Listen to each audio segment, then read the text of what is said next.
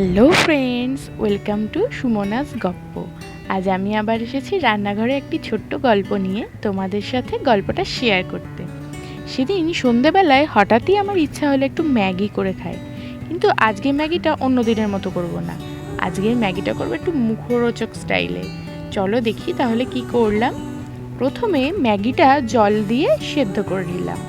তারপরে দেখো আমি এখানে নিয়েছি দুটো পেঁয়াজ কেটে, আর একটা টমেটো কুচো করে, আর একটু আদা কুচো আর লঙ্কা কুচো।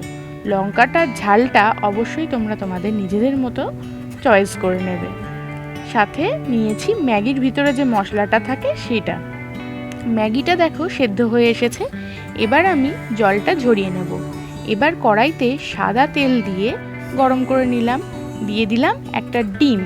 ডিমটাকে ভালো করে নেড়ে ভুজিয়ার মতো করে ভেজে তুলে রেখে দিলাম। এবার তেলের উপরে পেঁয়াজ আর টমেটো কুচোটা দিয়ে ভাজতে থাকলাম। একটু ভাজা হলে ওর মধ্যে দিয়ে দিলাম লঙ্কা আর আদা কুচোটা।